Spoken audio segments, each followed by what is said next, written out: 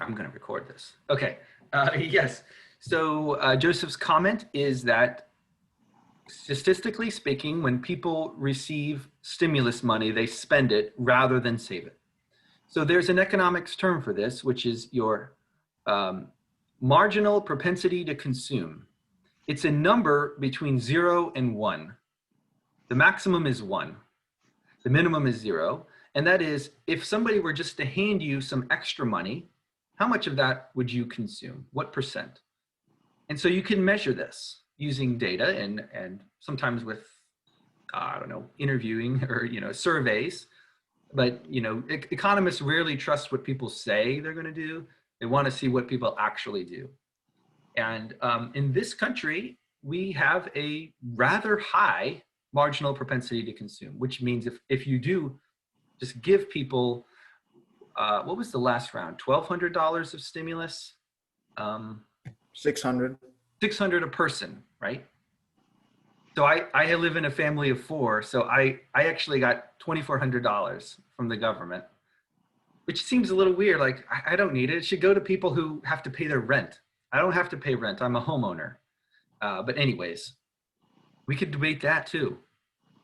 Should this stimulus money be more targeted to people who need it for like survival purposes rather than just giving it to everybody? We can talk about that. I would like to. I would really love to have this debate. And I would love to find people who are willing to take both sides of this debate. Go ahead. Can I choose it? Pardon? I choose that debate? Stimulus? So Joseph, I promised that we would have this sort of draft order about who would get to have what. However, because the COVID debate is our first debate, I do think I will take volunteers. Anybody who wants to do it. Would you be pro the stimulus, the 1.9 trillion stimulus as written? I'd have to look at the stimulus, but right now, yeah. You have to look at it, right? To learn more about it. I mean, I don't know everything about it. It's brand new. I think did the House just pass this bill? Is any policy wonks out there who are following this bill? It's still in negotiations. They're looking at using budget reconciliation instead of passing it through because they don't think they're going to be able to get 10 Republican senators on board. Okay, thank you. Do you go by Nick or John? I go by Nick, yeah. Oh, I think I called you John last class. I respond to both. You had changed your Zoom name, right? Not intentionally. I don't know what Zoom has done, but I usually try and keep it pretty consistent. All right. Well, I'll call you Nick from now on. I will really try to. My name is John, by the way, so it's actually better to maybe your name's different than mine. Otherwise, it's confusing. Okay, so Nick has been following this, and it's basically run into some congressional, speed bumps where it's not going to be able to be passed sort of the normal way, but there's another way to try to pass this this stimulus bill. And I'm going to check out the chats. Okay. I'm just reading some of the chats. And the Democratic Party of the United States has a very slim majority in really in the Senate. It's exactly 50-50. And in the House, it's also pretty small majority. Despite that, though, there probably is a way to pass this 1.9 trillion COVID stimulus relief bill. And I think it'll be hard to find somebody who's against it. I think I saw a poll that maybe like over 60% of the people polled support this bill. But I'm wondering if there's anyone in this class who would be against it. And if so, I would definitely give that person this priority. You can skip the line of people choosing what their debate are. And you can have, if there's a volunteer, we could, for the no, we could do that. Another thing is we can change the terms of the debate where it's not just all or nothing. We could have somebody who's for the bill as written, and there's somebody who is against it in some particular way. Like we could talk about whether permanent residents I don't know if Mayhack's a permanent resident or just a temporary resident, but whether all residents of the US should be getting the stimulus money, or whether it should be more means tested in the fact that, not means tested, is that the word? Just where there's more qualifications for who gets it. Somebody like me who's a homeowner maybe doesn't get the relief, and somebody who's a renter does. You can make it, you know, we could have that debate instead of just yes or no, do we want the bill? I was designing this just like a week or two ago about what will we actually debate, and I just wasn't sure exactly what we as a class would think is relevant. But man, this is really relevant. It's happening as we speak. Anna, you just undid your, you want to say? I was just wondering, you might have already like clarified this, but do we have to actually agree with what we're debating or the No. sides we're debating? No, I don't think so. And then when was the first one again? So I would love to have it in 1 week, but if no one's willing to do it that recently, I totally understand and we'll push it back. We have to decide when this will be. We don't even know which issues are going to be debated because I want to wait until people sign up for them. And there will be some that people want to sign up for and others they won't. So if 2 people are willing to debate it next Thursday, that would be February 11th, then that's when I would like to have it. I sort of think this is, go ahead. Oh, sorry. I was just going to say I would be willing to do it next week if somebody else. But with the for or against? I could do against. So you would be, Joseph, would you be for? Yeah. So we could have a debate. You guys are kind of like our guinea pigs. We see how this format works. It's weird with virtual Zoom. I used to do this in real class, and we would have actually a team of debaters, and now it's just one-on-one.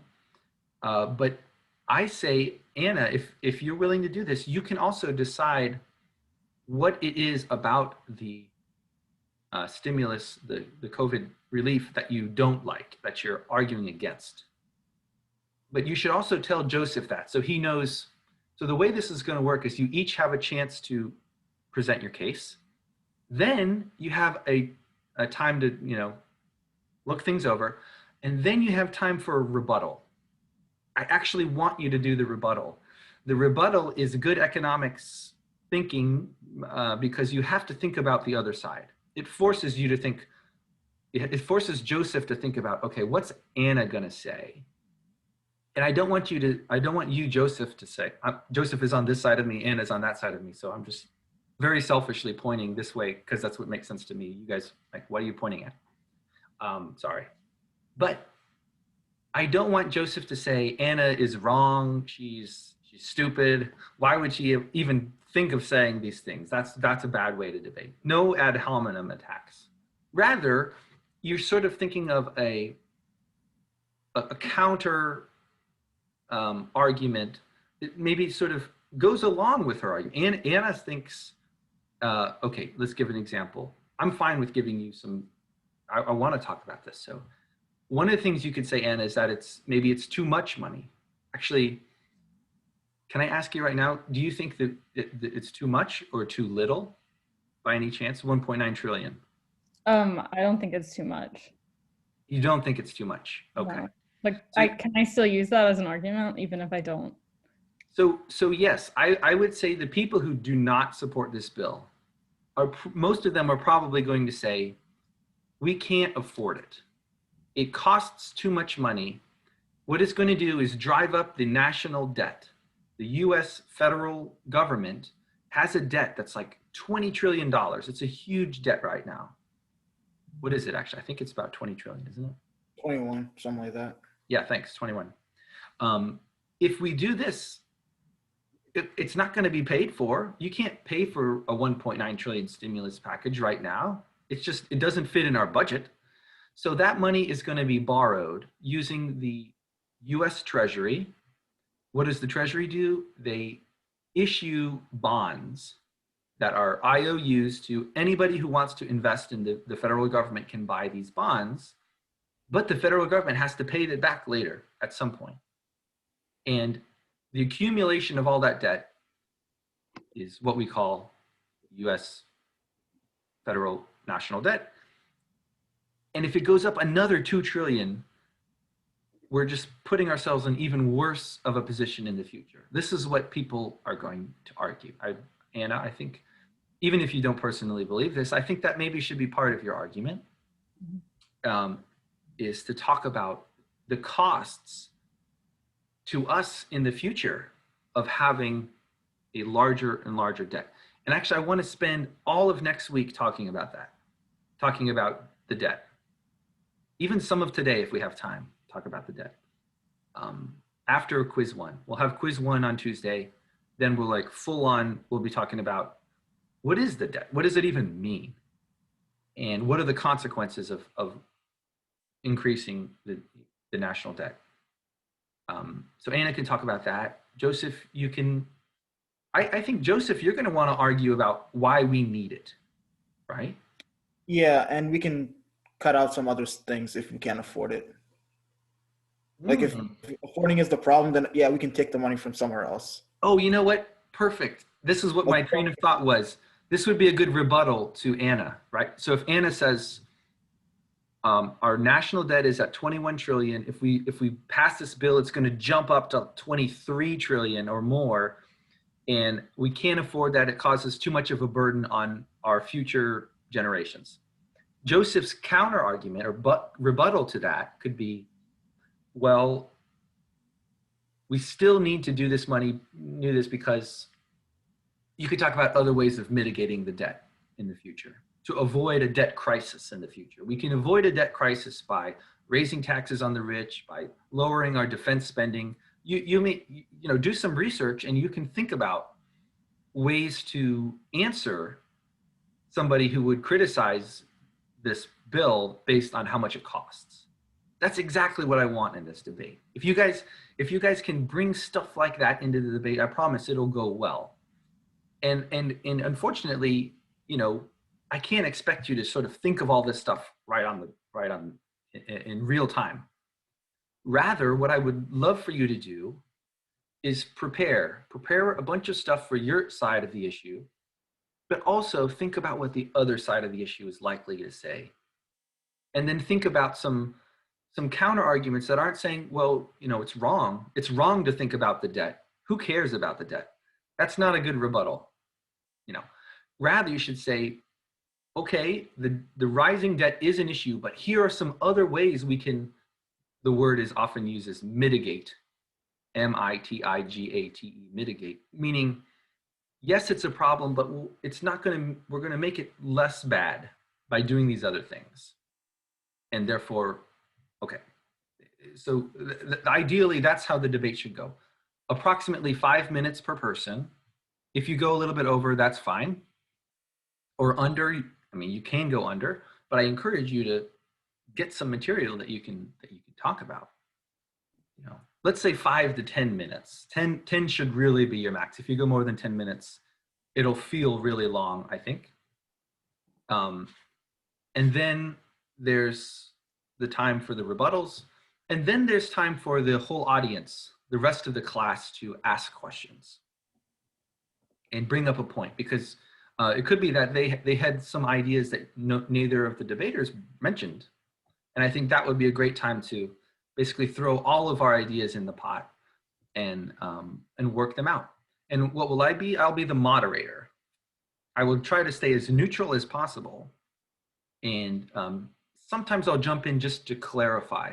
I've done this before. Sometimes people will put something on a graph and it just won't be clear, won't be labeled very well. And that will be something where I would step in and say, can you please explain what you're showing to us on this graph? And so as a moderator, I want to help make things clear. But that's it. That's the format of the debates. And I'm glad you two are willing to do this one. I think it's so relevant. That's why I want to do it now too. The House is going to vote soon. Nick is saying that they have the Democrats now have a strategy that it says don't just bring it straight up to a vote, but do this other process called reconciliation. Is that right, Nick? Yeah, it would. You'd be able to pass that with a simple majority vote as opposed to filibuster-proof majority. Yeah. Well, you know what? I know about this a lot because the tax cut was also passed this way by the Republicans. In 2017, there was a tax. It was called like, sorry, the Republicans, they're so good at branding. They called it the like Jobs Act, or there's something about the let me see. I've written this down somewhere, but Wasn't it the Tax Cuts and Jobs Act? yeah, that's it. The Tax Cuts in Jobs Act, and they were able to pass that using, I think, the same process. It's called reconciliation. Yes. So, and you know what? I really wanted to have that be our second debate. So if anybody wants to, and the debate would be whether this 2017 tax cut was good for the country or not. But you know, that will be part that we sign up for later. So, but I can kind of see how that's related to the COVID relief. They're both about how much does the government want to be spending and how much does it want to be receiving in terms of taxes. We should think of the federal government as this giant entity which is bringing in a bunch of money with taxes and spending a bunch of money through government spending. And the difference between what they spend and what they bring in is called not the debt, but the deficit. Right? So the government is this giant entity that almost every single year runs on a deficit. It spends more than it brings in. There were 4 years in the 90s that they didn't have a deficit. And the late in the Clinton years and first year of W. Bush, they had a surplus. But other than that, in the past 40 or 50 years, there's been a deficit every single year. That's just what the government does. And in fact, this is what all governments do. All across the world, governments spend more than they bring in. Can I ask right now, you guys, why? Why do you think that's true? Why do governments spend more than they bring in terms of taxes? Have any ideas? Isn't there a name for the equivalence where people with wealth would rather be repaid the money that goes to fund government services as opposed to just losing it to taxation? Are you talking about Ricardian The equivalent? Ricardian equivalence, yeah. Yeah. So that is, you know, David Ricardo is really old. He's like centuries old of an economist. And as I said with Adam Smith and David Ricardo, it's a little weird to be using this old economic philosophy in current economic times. But yes, there is this principle where whether you tax people now or tax them later and do some deficit spending, it's equivalent because of how people adjust the way they spend, the way they save. I'm not even sure that still has a lot of support empirically. I don't know that the equivalence would, but certainly a preference amongst people who would be getting hit by taxes. Yeah. So that the concepts still do apply. I would agree with that. Yeah, but why do governments spend so much more money than they bring in? I think one answer is because they can, right? They don't suffer a lot of consequences to it, but we will talk about the consequences that they suffer. The worst one, I would say, would be a debt crisis. Do you guys know what a debt crisis is? Or you're a government that the debt becomes so high that you can't pay it off. You can't find other people who are willing to pay off the debt you have. And so the price of your, the value of your bonds goes down and down and down, and then you're in huge trouble if you have a debt crisis. And that has happened to some countries in the past. Greece had a crisis, Argentina did, a bunch of other countries that just issued way too much debt. That is something we would want to avoid. I'm not sure, so if, Anna, if you're talking about the COVID relief and your argument against it is that we can't afford it because the US will run into a debt crisis. I think that's not quite right? It's something, sort of a worst case scenario if the debt gets out of control. The debt gets so bad that we can't even find people who are willing to loan us more money to pay for the debt, right? Like imagine you're like, oh guys, I really need to borrow $1,000. Just I'll pay you back whatever interest you want. Just loan me this money. And everyone's like, nah, I'm not going to loan you money for any reason because I don't think you'll ever pay me back. That's a debt crisis. Luckily, we're the largest economy, so Yes. is it that, and we're the only superpower, so that'll play a. We're also the world's reserve currency, so that helps out a lot. As of now, we are, but more the petrodollars are not as universal as they used to be. People used to exchange everything in terms of dollars, and I think less and less that is true. Okay, great. You guys have any other questions? I'm setting up next week's debate, which is about the COVID relief bill, and hopefully the week after will be the tax cuts.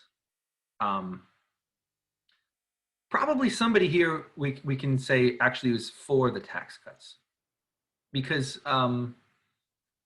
while most of the reduction in taxes went to the top income earners, for the middle class and lower income earners, I think the data is sort of split. Most people ended up paying less in taxes, but actually some people ended up paying more. Even though it was called a tax cut bill, there are people out there who ended up paying more because it was formulated differently. So when we debate that, not next week, but the week after, the issue there is going to be who should be responsible for the tax burden in this country. The rich people who perhaps have made these investments that have earned them so much money and now have, they're billionaires because they've accrued all of their wealth using the system. Maybe those people actually deserve to pay a much higher percentage of their income in taxes as people who are struggling and working and their only income comes from wages. Okay, we will debate that in 2 weeks. Okay, do you want to do the thing now, or should we get through some of our boring stuff? One thing I want to teach you about is expected utility. I think I can do that quickly, and then we can have our more fun sort of game and draft. Sorry, let me be a unfun person and share the expected utility example. Insurance market. So just let me preface this by saying the reason we have expected utility is because without it, it's really hard to measure the benefits of something that happens. It's uncertain. If I give you a benefit that says, well, you may get this benefit, but you might not, how should we evaluate that in terms of economics? Or a cost, you may pay this cost, healthcare, right? If you're uninsured and you go to the hospital, that's a huge cost that you have to pay. But you don't necessarily have to pay the cost. It's like a gamble. It's like a risk that you're taking. Maybe I won't get sick and I won't have to go to the hospital. Maybe I will. But in order to evaluate this uncertainty, economists use something called expected utility. It's the most common way, at least. And so I just want you to have some familiarity with the mathematics of expected utility. And I will tell it to you right now. It is the sum of the utilities of all possible outcomes weighted by the probability of that outcome occurring. What does that mean? When I say weighted, I actually mean multiplied. So expected utility is you take a probability and you multiply it by the utility of that thing happening. And then you take the probability of something else happening and you multiply that times the utility of that something else happening. And you repeat this process. You do it for every possible outcome. You take a person, well, like myself. If I get sick and I have to pay $1,000 of hospital bills, actually probably more, but whatever. If there's only a 10% chance that I will have to go to the hospital and pay that money, there's a 90% chance that I'll be totally fine and it won't have to pay it. How do I evaluate the expected utility of this outcome? Well, I have to think about the utility that I would receive if I'm sick, multiply that by 0.1. I have to think about the utility I get if I'm healthy, multiply that by 0.9, and add them together. So this is mathematically what it means to have expected utility. Maybe I need to, I think I have it on the next slide, but here's my example of rain or sun. And just as a really, really simple example of using expected utility to predict what somebody would do. Would they go to the park? What are the choices here? Yeah, either go to the park or go to the mail. Oops, I meant mall. That should say mall, not mail. What does it mean to go to the mail? Enable editing. I should have just left it. You know what I'm talking about. This is back when people used to go to malls. Nobody goes to malls anymore. Even before the pandemic, I don't think people went to malls. They just bought things online. Okay, but this is a problem here, and why don't you try to answer this? There's a 30% chance of rain, 70% chance of sun. If you go to the park, your utility is 10 if it's sunny, but it's negative 10 if it's rainy. And you're like, what's utility in this case? Utility is just a measure of your well-being, how much satisfaction you get with your life. It's 10 if it's 10 if it's sunny, negative 10 if it's raining. If you decide instead to just go to the mall, you get it doesn't matter if it's raining because you're inside, you get a utility of 2 either way. So this is an opportunity to use math to answer this question about what are the benefits here of going to the mall versus going to the park. If you're an expected utility maximizer, where do you go? Does anybody have an answer for this? I think I got it. Okay, what are the two expected utilities in this case? Your expected utility for going to the park would be 4 versus 2 for the mall. So you would choose the park? Yeah. That's correct. Nick is right. Everyone see how he got that? He took 0.7 times 10 and got 7. Then he took 0.3 times negative 10 and got negative 3. 7 plus negative 3 is 4, and 4 is greater than 2. And that's why you would choose the park. Even though it might rain on you, if it does rain on you, you're going to be bummed out. But still, the uncertain benefit of going to the park is greater than the certain benefit of going to the mall using this concept of expected utility. Now, this is a really, really simple example of expected utility, but in economics, sometimes it gets utility functions themselves get more complicated, and therefore this concept has a deeper meaning to it. So I think there's the answer, which Nick gave. You guys get that? You understand how this is 4, the other one is 2. I want to quickly talk about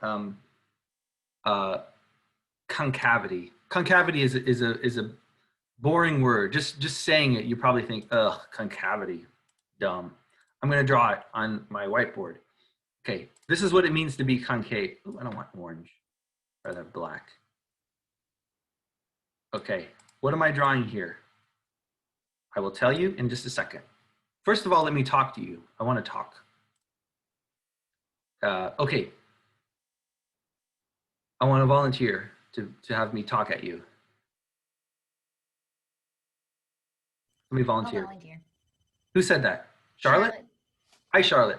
How happy would you be if I came to your house and handed you 10 $100 bills? So you have $1,000. Actually, and because of COVID, I just drop it in your mailbox, but we don't actually interact. But I give you $1,000 for free for nothing, just because I felt like it. And now you have $1,000. How much happier would that make you? I'd be pretty happy. What's the scale?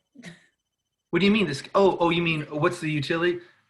It's subjective. Like, yeah, just happier than I am right now. How much happier is that? Yeah. How much happier?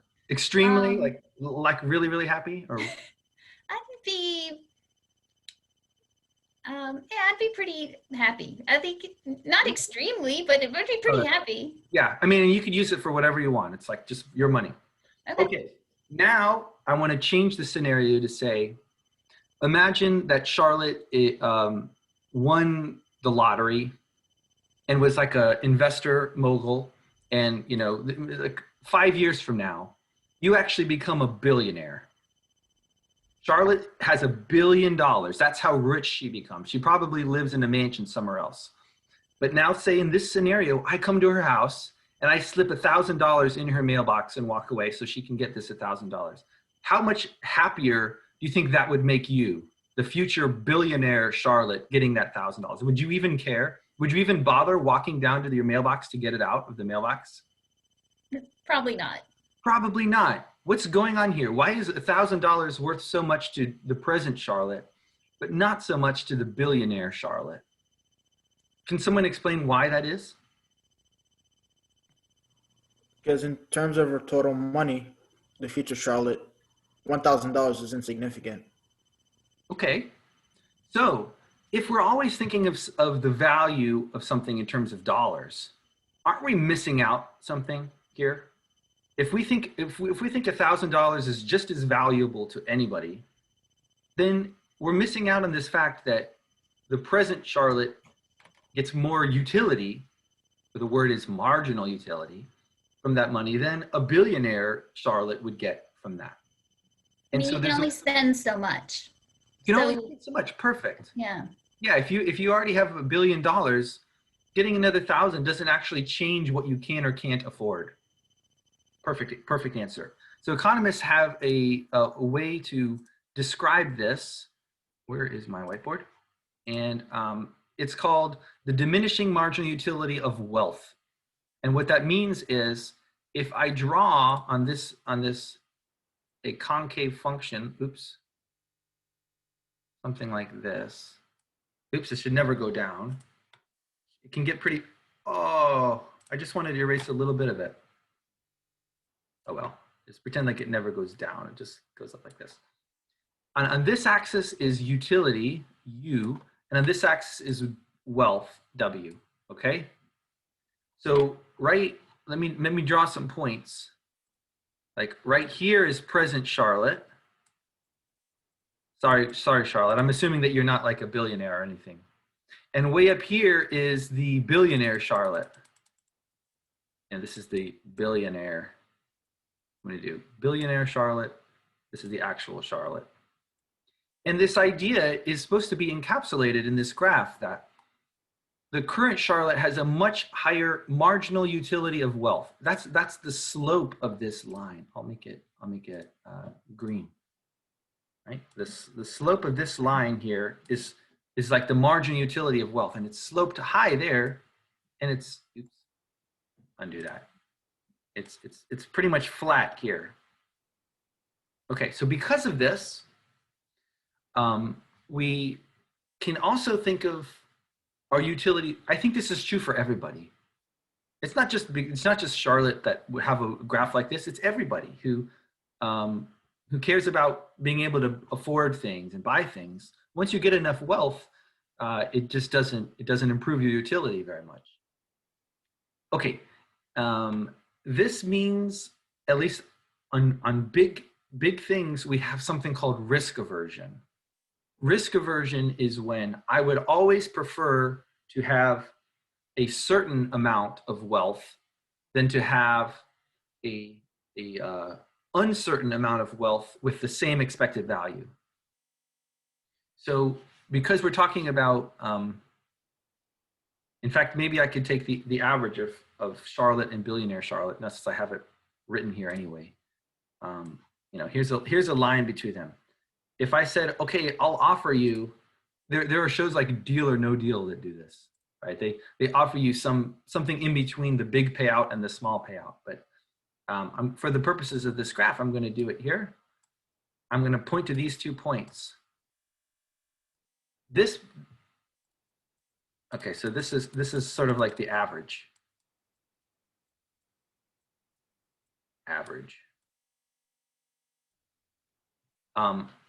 Because this curve is, the blue curve is concave, that's the name for this shape, curve is concave. And we argued that it's true for everybody, that they would like the $1,000 a lot here, but once they become a billionaire, they don't really care about the $1,000. It's pretty flat. Because of that, you would always prefer to have this sure amount of money. That would be the blue line. That's better than the uncertain of either here or here, because that would be the red line, this point on the red line. Because this blue curve is concave, it's always going to be above the red line. And that is risk aversion. That's exactly what risk aversion means. This is risk aversion because, let me draw some arrows. I like arrows. Risk aversion because of this distance here. The blue line is above the red line. And therefore, I would prefer the certain thing of the blue line rather than the uncertain thing of the red line. Maybe it's not clear why the red line represents the uncertain thing. The red line represents the expected utility of getting either the C or BC. Because remember, I just gave you this example with the going to the park, and the point is you multiply the probability times the utility plus the probability times the utility. Well, if this point represents the utility of C, this point represents the utility of BC, and this is the halfway point, that's exactly the point you would get using expected utility. 1/2 of this plus 1/2 of this is the midpoint. And because the blue curve is above that, that means most humans have this risk averse property, at least over large scales. We're pretty risk averse. So what am I getting at here? Economists may actually be able to find some value. Oh wow, what do I have? I only go to 315, don't I? They actually may find some surplus in a market where I can take away uncertainty from people. Remember, the red line represents uncertainty because I don't know if I'm going to be down here or up here. And I'm thinking, well, on average, I'm right here on the red line. I can take away that uncertainty and say, well, we'll give you this certain outcome, which is the blue, where you are in the blue line. And that makes people better off. We can actually, just like when we were talking about, iPhones, and somebody values an iPhone at $1,000, but they only have to pay $500 for it. And so they actually get $500 worth of surplus, consumer surplus, because that's the difference between what they would have paid and what they actually had to pay. The same thing can happen here with providing people with insurance. So one reason we care about expected utility is when we want to have a model of insurance, an insurance market. So let me talk about the insurance market now. Does anybody have any questions about the sort of weird stuff that's going on in this graph? I can try to make a little bit more sense of it if anybody wants me to. This axis is the utility axis, just measures how much utility you have. This axis is the wealth axis, W for wealth. Here's somebody with low wealth, here's somebody with high wealth. And what I'm saying is the utility of having a certain wealth right in the middle is better than the utility of having either the low or the high. So you should think of the bottom one as having either the low or the high wealth, and the top one is having, for certain, the average wealth. And the fact that there's a difference there is because is evidence of risk aversion. Okay, I'm gonna stop sharing. I don't want to be in danger of going on too long about something that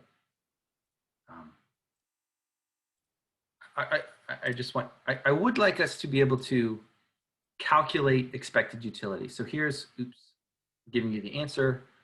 I'm assuming I have enough time to do this. Where is it? Here. Okay, so here is another example of expected utility, but this time it's in terms of a market for insurance. So let me some of you may not be able to tell exactly what I'm talking about. Let me try to explain. Imagine there's somebody who has $10,000 currently, but if they get into an accident, it could be a car accident, it could be a health accident, something, they will lose $6,400. And therefore their new wealth would be 3,600 because 10,000 minus 64 is 3,600. What I'm asking you in this question, and I just want to just remember, it's just so that you have an idea of how expected utility works. That's why I'm asking you this question. It's just like, you got to demonstrate to me that you understand how it works. I wanted you to calculate this person's expected utility. Is it 40? Oh, sorry, what? Is it 40? I don't even know, but let me emphasize here that we have a square root function here. So in order to answer this question, you may need a calculator, or you may just be good at taking square roots. Gibran, did you just do the square roots in your head? Well, yeah, square root of 10,000 is 100. Yes. But then there's a 50% chance that they only have a wealth of 3,600, and the square root of that is 60. So I guess, yeah, 100 minus 60 is 40. You did the square roots perfectly. Thank you. You didn't calculate expected utility correctly. Gotcha. Let me remind everybody, I should put this, I thought I would maybe have it somewhere. I mean, here it is, probability times utility plus probability times utility. You need to do that, but for this case as well. So the probability is 0.5 of getting a utility of 100 plus probability of 0.5 times getting utility of 60. So it's 80. It's 80. The answer is 80. So let me make sure everybody knows how to do that. You have to use what people often forget is to actually plug wealth into the utility function. Because remember that blue curve I showed you, it had that curve to it. It has to have a curve. Otherwise, you won't get risk aversion.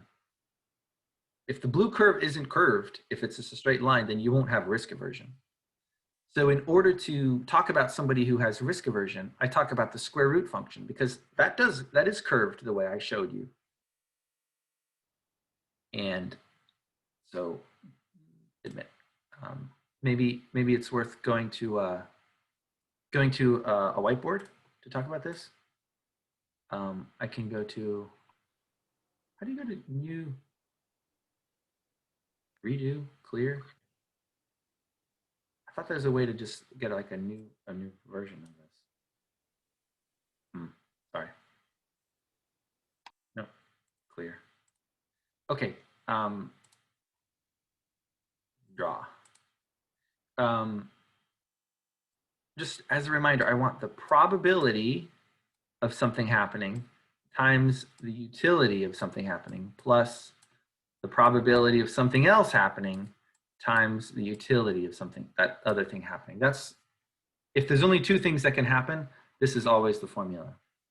So you might even say the probability of X, utility of X, probability of Y, utility of Y. That's just keep them separated. Okay, so in our example of the insurance market, we were talking about somebody who with probability is 1/2. Utility is the square root of, let's say this is no accident, and this is the probability of accident. This is the outcome of accident. So if there's no accident, my wealth is 10,000. It's hard to draw 10,000 this way. I said that in the problem. I said in the problem that you start off with $10,000 of wealth. If there's no accident, that's your wealth, and you take the square root of it and multiply by 1/2. If there is an accident, which happens with what probability? 1/2. I need to take the utility of that and get the square root of whatever wealth I have left over. Well, I started with 10,000. I lost 6,400. If you do the math there, it ends up with 3,600. So actually, Gibran did all of this in his head. He just didn't get this addition correctly, I think. He subtracted for some reason. It wouldn't be a subtraction, it would be an addition. What is this? 1/2 times 100 is 50. Oops, not drawing very well. Plus 1/2 times the square root of 3,600 is 60. Half of that is 30. So that's why the answer is 80.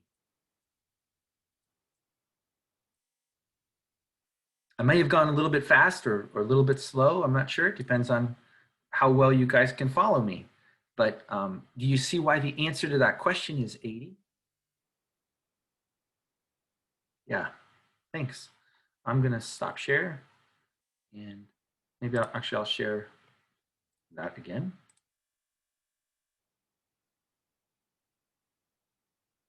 Oh, okay, the problem got more complicated. If a risk neutral, I'm not sure if I want to go into all of this.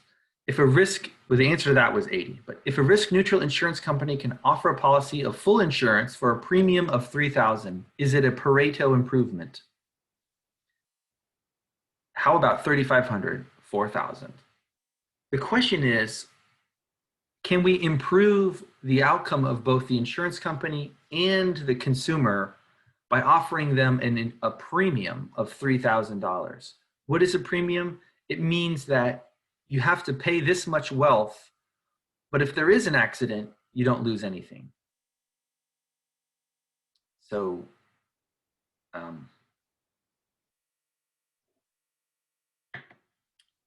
this may be kind of confusing to some people. I'll try to make sense of what it is I'm saying. And that is, the question I'm asking is, can a consumer be made better off by just getting $7,000 for sure? And the answer to that is yes. Because if you take 10,000 minus 3,000, you get 7,000. If you take the square root of 7,000, what do you get? I usually use Google for stuff like this.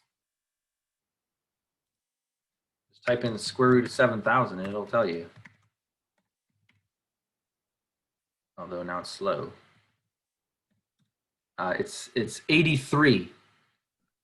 Because 83 is higher than 80, the answer to that was yes. What am I screen sharing? Hopefully it still is. So somebody would be willing to pay $3,000 for that. However, the insurance company would not want to offer this payment of $3,000. Why? Because they will have to pay $6,400 with probability 0.5. So their expected payment is $3,200. This means it is not a Pareto improvement to offer the $3,000 premium. So once again, let me explain why that is. If the premium is $3,000, then the consumer is better off because their expected utility is 83, which is better than 80.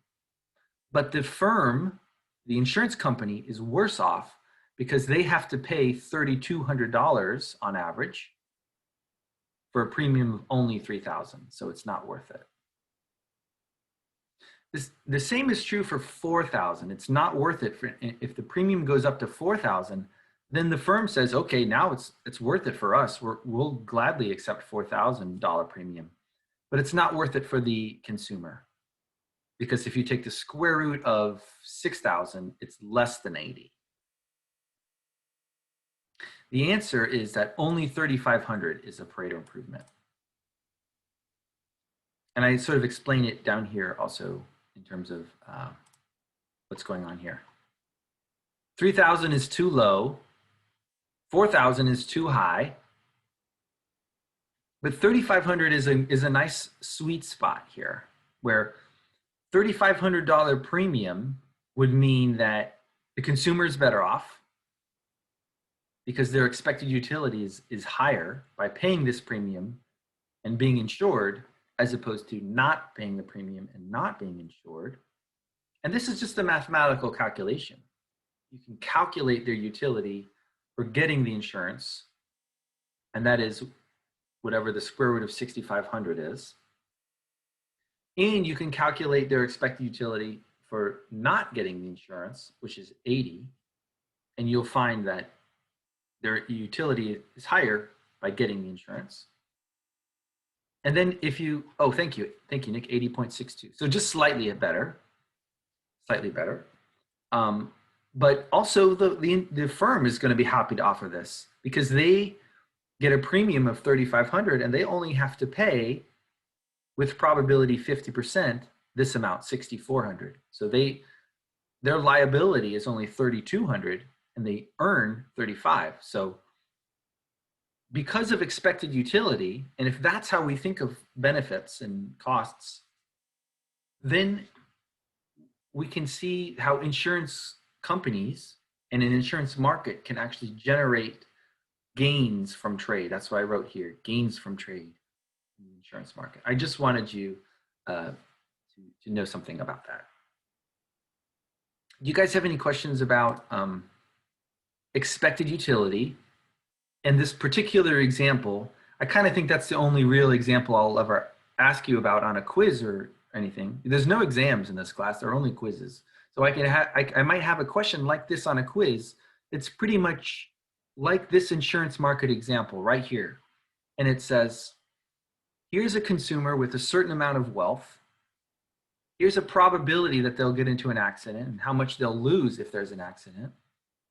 What is the consumer's expected utility if they are not insured? And you can calculate that. You would take the probability of an accident times the utility of their wealth in an accident, plus the probability of no accident times the utility of their wealth if there's no accident. Add those together, that's what you get. I'm sorry, I'm getting a lot of chats. Let me look at the chats.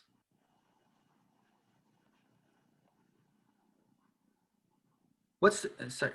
Oh, okay. Yeah, you guys are talking to each other. Sounds like you figured that out. I have a question. Great. It might be a stupid question. What does exactly utility mean? What does utility mean? Yeah. Oh, that's a great question. I remember my first year of graduate school. I went to Ohio State. That's why, it's not why, but I have all these Ohio State mugs everywhere. I'm also from the state of Ohio. But we spent like a lot of times just pondering, you know, these sort of big esoteric questions like, what is utility? Does it even exist? And there's a concept called revealed preference. In other words, that it says, it's not necessarily what your true preferences are that matter. It's what is revealed by your actions and your choices. So you make these choices. This is a long way to answer your question, but I think I'll answer it. That says, as long as people are consistent with their revealed preference, the preferences which are revealed by their choices, right? You take a human being, you say, every time they're ever faced with an option, do you want this or this? Do you want this or this? As long as they're rational and consistent in those choices, then we can define a utility function which represents their preferences. What do I mean by that? A utility function represents an individual's preference if every time they're ever offered two options, they prefer the one that gives them a higher utility. It kind of seems obvious, like, okay, yeah, of course you take the one that means a higher utility. But philosophically, what it means is that there exists some numerical system where I can assign a number to everything such that I will always choose the thing that gives me a higher number. Now, does that mean everybody has a utility function in the world that matters? No, because after all, our revealed preferences are not always consistent and rational. I know that because I teach behavioral economics as well. I'm a behavioral economist, so I can tell you all the ways that people do not behave this way. But if they do, if we can assume they do, then there does exist somewhere a utility function which describes those preferences. Now, how do we know what the utility function is? We actually don't. We don't. We economists never do.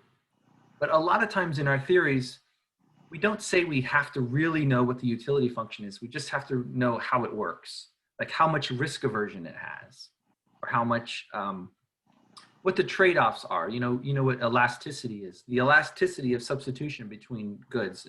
Let's say you're talking about like the money that you spend on housing and the money that you spend on food, right? Between housing and food, you actually have some elasticity of substitution between those two things. You might be willing to live in a smaller house if it means that you can buy nicer food, or you might be willing to live in a bigger house if it means you have to save money on food, right? And so what we care about as economists is just what the utility functions do, not necessarily what they are. Okay, that makes sense. Yeah. So the short answer is a utility function is merely a representation of a consumer or an individual's choice through preferences. Okay, thank you. Sorry for the long-winded explanation. Should we start the fun part of the class? Oh my gosh, it's already 3:09. What did I do? I wasted too much time. Do you think we have time to do this today? I can stick around for a minute. What if we skip the game and go right to seeing if anybody wants to sign up for some things? Because at least we can say like, oh, maybe we should do the game. I can explain the game really quickly. The game is this. Send a number between 0 and 1,000 to me in the chat. And the winner is whatever person is closer to half of the median of all the choices. And in fact, the closer you are to half of the median of all the choices of everyone in the class, the sooner you will get to pick what your debate is. Okay? So people asking me questions? Oh, people are already answering. Oh, Zaid, you should make it private. Make it private. Do it again, Zaid. Your answer doesn't count unless it's private. Because if it's public, it might influence what people see. They might see, oh, you said 260. Remember, your goal is to be less than everybody else. Everyone else, so change your answers if you want, because I'll go by what you gave me, your final answer. You want to be smaller than the average of everyone else. So if you guess too high, you're definitely not going to be smaller than the average of everybody else. If you guess too low, you might be too low. It's a difficult game. It takes a lot of strategy to play this game. But I'm going to compile your answers right now as they're coming in. Oh shoot! I'm just going to go straight to the debate schedule. I'll do it later. Make a new sheet. Okay. I'm going to say your name once I.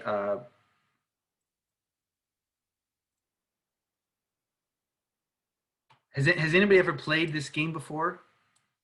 It's got a funny name. It's called the Beauty Contest game, and because it mimics a newspaper contest that occurred once.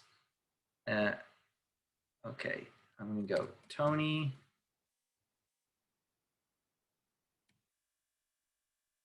Matt got Dorian, Nick, James,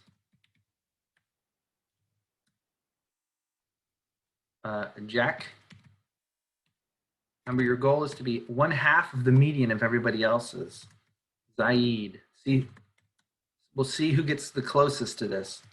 Fablia.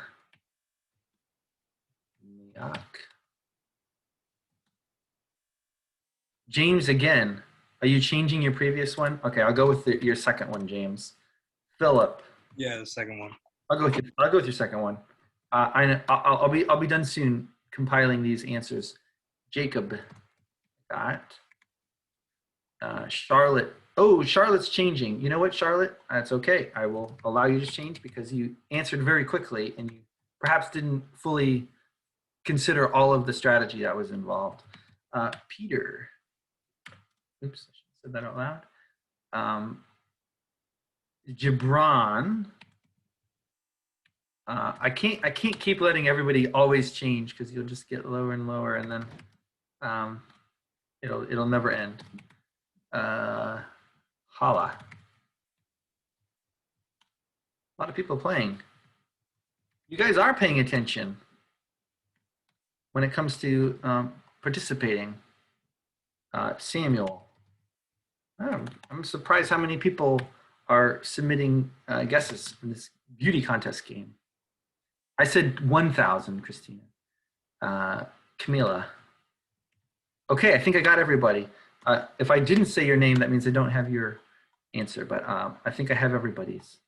So then all I have to do is calculate the median of all of your answers, which Google Sheets will do very quickly. Oh, you guys did just what I thought you were going to do. If I were playing this game, I would have won exactly. I would have made my prediction. I should have said it before I looked. Okay. You want to see? What do you guys think the median is? The median guess was 125. So whoever guessed closest to 62.5 is the winner. But that's what I would have guessed, because usually when I play this game, 125 is the median. Okay, so I'm going to calculate. Am I sharing? Can you see all of your answers? Sorry, you can. How come I can't move this? There you go. All right. Here's all of your answers. I'm going to calculate the difference between your answer. I'm going to call it. I want the absolute value between your answer and the 62.5, which is the correct answer. Now that's how far off you were. And now I want to sort you. Copy, paste special of the values. Okay, so I have those values. Now I want to sort you based on this. Oops. I guess I need to sort on F. Z to A to Z, A to Z. Okay, the winner is Philip. Congratulations, Philip. You are the best player at the beauty contest game. Second place, Jack, Gibran, James, Mihak. So I've basically rated you. I've ranked you on how close you were to 1/2 the median. Okay? And so the winner is Philip. Sorry, Dorian, you were the furthest away from 1/2 the median. Is that right? Yeah, I guess so. And this would mean, I don't know if we have time to select today because we don't, but at least we can let Philip choose if he is ready to go. He was only off by 5.5. You were very close, Philip. How did you guess 57? Is that like your football jersey number or something? I thought about doing my football jersey number, but it just felt like people were gonna go lower than, like, no one was gonna go up to 1,000. So I had a feeling it would have been a lower. The median would have been lower. Well, you nailed it. I mean, you're only off by 5.5, so that's very good. But it means you get to first choice if you want in these things. I think I'm gonna put what were their names? Joseph and Anna up there. I forget your last names, but okay. So Philip, you know what I'll do? Let's not do this right now. But what I will do is post this, and you guys can think about it. You also know what place you are in the game. In fact, I can post that as well to see what rank you will be. And then you guys can even submit your choices to me, and I will give you priority based on your score in the game, you know, how well you performed. And then we should be able to fill in these debate topics. So once you take a look right now, we have tax cuts issues. We have one about universal basic income. We have one about having free college, which really is just tuition-free college. One about immigration, which is really going to be about opening borders. It's not saying anybody who wants to can be a citizen of the US, but rather they are allowed to live here and work here. We can talk about paid leave, maternity leave, or sick leave, or both, I think. Minimum wage, that's an obvious one, $15 we can talk about. Universal health care, whether the US should have just one single payer universal health care for everybody. And then for sort of the climate, some people call it the climate emergency, not the climate change, but the climate emergency. What do? Do we have a cap and trade system? Yes or no? Do we have a Green New Deal? And then the last one is trade agreements. Talk about the free trade agreement, US, Mexico, Canada one specifically. Does any of that look good to you, Philip? Yeah, I'm gonna have to look at some of them a little bit more to figure out what I'd like best. But yeah. So you want some time. You want some time. Okay, Yeah. let's give everybody some time. And on next class we will have our quiz. We'll have our first quiz. I'll give you a little reminder of what that's going to be over. And are you going to provide a list to Blackboard of what will be covered in the quiz by any chance? I don't think I'll provide a list to Blackboard. I'll make an announcement. How about that, Tony? Announcement that says, reminder, quiz 1 on Tuesday, February, 9th? And it will cover these topics. And remember, the quiz topics the quizzes are timed, but open book, open note, open computer. You can't use each other. Don't communicate with each other during the quiz, but you can talk to me. You can ask me questions like, what did you mean by problem 1? And I'll try to clarify. The quizzes will be on Blackboard Mac. In fact, it'll just be under assignments, or I think it'll be under assignments. And once I make it available, then you'll have like 20 minutes to do the quiz. Maybe I'll make it 30, I don't care. I'll give you more time. I want you to have plenty of time. But it is still gonna be timed rather than going back and sort of, if it was untimed, like a take-home quiz, then I just sort of think that doesn't give you the right incentives to make sure you're ready for the quiz. I don't want you to stress out like, I have to have everything memorized before the quiz because I won't have time to look it up. You will have time to look certain things up if you need to, like the formula for expected utility. You're allowed to use my Blackboard, my PowerPoint slides during the quiz. I'm fine with that. But you shouldn't plan on looking everything up during the quiz because it's only going to be 30 minutes and people are asking how many questions. I would say, I think it's like 10 points. Some of the questions are worth just 1 point each, and maybe some of the questions are worth 2 points. So probably 6 or 7, 8 at most questions. And most of them are multiple choice questions. And you just do it on Blackboard. It'll be there as quiz 1. You take it. Oh, but by the way, you can only take it once. I don't want it to be something you can retake, like, because then your time of 30 minutes. It'll start once you click begin, and it'll last for 30 minutes, but you can only take it once. You guys have any other questions?